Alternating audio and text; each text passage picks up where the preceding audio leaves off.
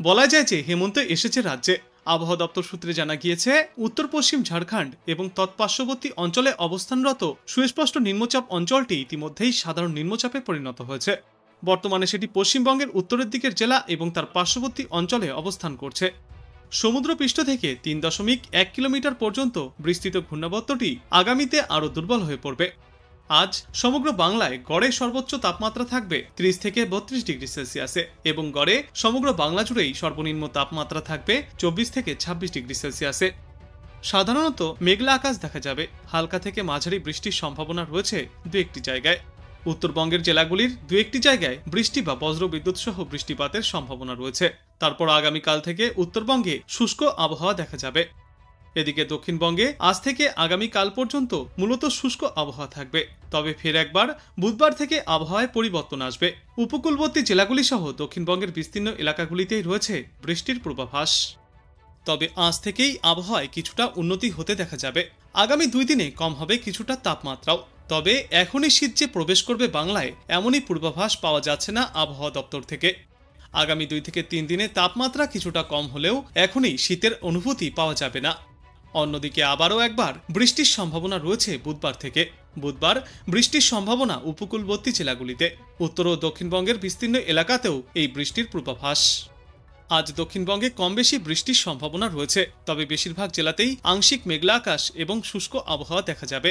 বজ্র বিদ্যুৎ সহ 2-1 পশলা বৃষ্টি হতে পারে উপকূলবর্তী 2-1টি জায়গায়। মঙ্গলবার পর্যন্ত এই শুষ্ক আবহাওয়া থাকবে। তারপর বুধবার থেকে ফের একবার বৃষ্টির সম্ভাবনা রয়েছে। ইতিমধ্যেই বঙ্গোপসাগরে আরও একটি নিম্নচাপ অঞ্চল তৈরি হচ্ছে। ফলে সপ্তাহের মাঝে উপকূলবর্তী জেলাগুলির বায়ুমণ্ডলে জলীয় বাষ্পের পরিমাণও বৃদ্ধি পাবে। তার জেরেই বুধবার এবং বৃহস্পতিবার উপকূলবর্তী জেলাগুলিতে ফের একবার বজ্রবিদ্যুৎ সহ বৃষ্টির সম্ভাবনা। বজ্রবিদ্যুৎ সহ বৃষ্টির সম্ভাবনা সবথেকে বেশি থাকবে উত্তর 24 পরগনা এবং পূর্ব মেদিনীপুর জেলায়।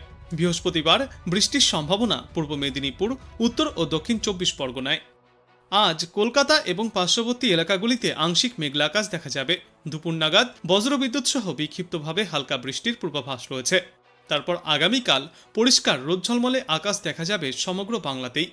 দিনে সর্বাধিক তাপমাত্রা থাকবে এই সময়ে 32 ডিগ্রি সেলসিয়াসের আশেপাশে।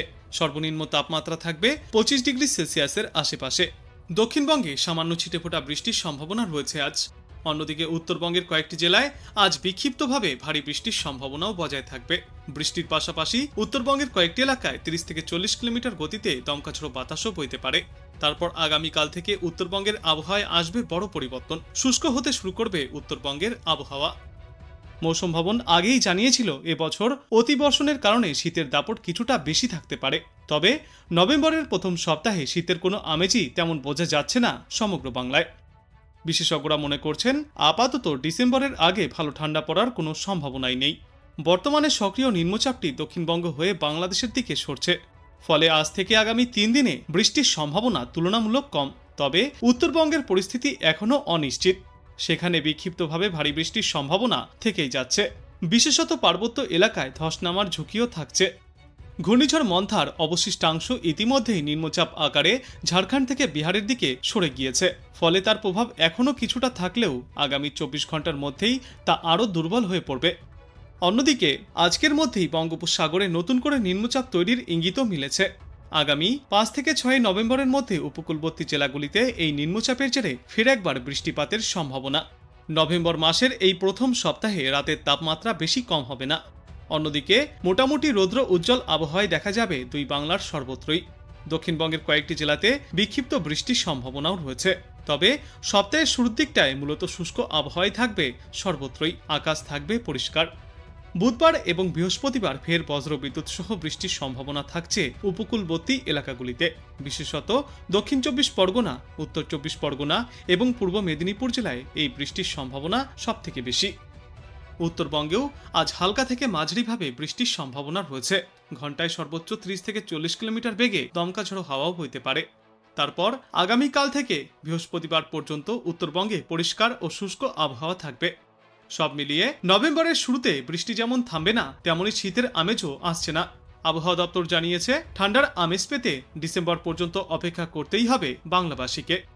উত্তরবঙ্গের জেলায় জেলায় আজও ফের একবার ভারী বৃষ্টির সতর্কতা জারি করেছে আবহাওয়া দপ্তর। কলকাতা সহ দক্ষিণবঙ্গের সব জেলাতেও আজ বিক্ষিপ্তভাবে হালকা থেকে মাঝারি বৃষ্টির সম্ভাবনা রয়েছে।